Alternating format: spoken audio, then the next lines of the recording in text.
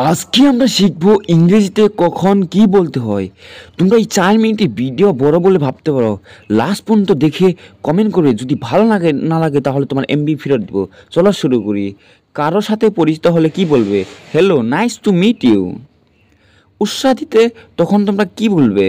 তখন বলবে good job বা ওয়েল ডান, যার অর্থ হবে সাব্বাস। কারো কথা বুঝতে পারলে তখন কি বলবে? তখন বলবে আই সি বা আই আন্ডারস্ট্যান্ড, বা বলতে পারো আই গট ইট। কারো কথা বুঝতে না পারলে তখন কি করবে? তখন সিম্পলি করবে সরি সরি। গভীরভাবে দুঃখ প্রকাশ করতে তোমরা তখন কি বলবে? তখন বলবে আই এম এক্সট্রিমলি সরি বা আই রিগ্রেট, যার অর্থ হবে আমি অনুস্তব্য। অভিনন্দন জানাতে আমরা অনেক সময় অভিনন্দন জানাই, সেটা জানাতে কি বলবো ইংরেজিতে? বেস্ট উইশেস, যার অর্থ হবে শুভকামনা। ধন্যবাদ জানাতে আমরা কি বলবো? সকল সময় আমরা বলে থাকি ধন্যবাদ, যার ইংরেজি অর্থ হবে I am grateful to you, যার অর্থ হবে আমি তোমার প্রতি কৃতজ্ঞ। কেউ কুশল জিজ্ঞাসা করলে তখন কি বলবে? তখন বলবে আই এম এক্সট্রিমলি ওয়েল, যার অর্থ হবে আমি বেশ ভালো আছি। কারো দৃষ্টি আকর্ষণ করার সময় তোমরা কি বলবে?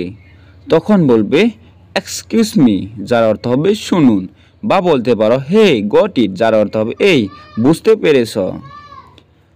আপনি যদি একটু এদিকে নজর দেন, তার অর্থ হবে may I have your attention please. কাউকে অপেক্ষা করতে বললে তখন কি বলবেন?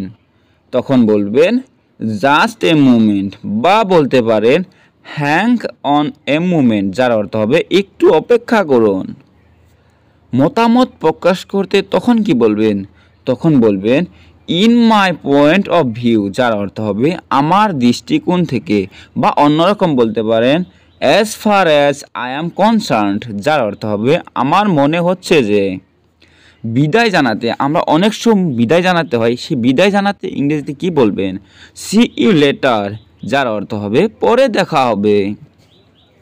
কারো নাম জানতে তখন কি বলবে? তখন সিম্পলি বলবে can I have your name, যার অর্থ হবে আমি কি তোমার নাম জানতে পারি।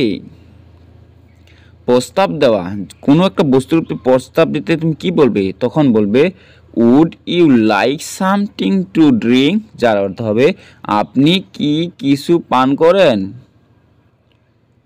হতাশা প্রকাশ করতে আমরা কিছু সময় আমরা হতাশা প্রকাশ করি, যার অর্থ হবে হোয়াট এ পিটি, যার অর্থ হবে কি দুঃখজনক।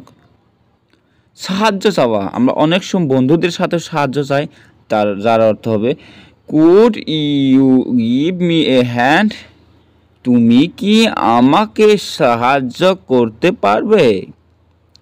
কারো খোঁজ খবর নেওয়ার জন্য আমরা কি ইংরেজি বলবো? তখন বলবো হোয়াটসঅ্যাপ, কি ব্যাপার, বা অন্যরকম বলতে পারি হোয়াটস গোয়িং অন, যার অর্থ হবে কেমন চলছে।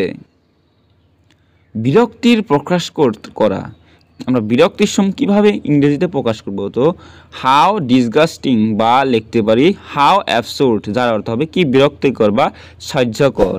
বন্ধুরা ভিডিওটা ভালো লাগে সাবস্ক্রাইব করবে, লগে একটা লাইক দিয়ে কমেন্ট করে শেয়ার করে দেবে, আর ভিডিওটা কেমন লাগলো জরুর কমেন্ট করবে।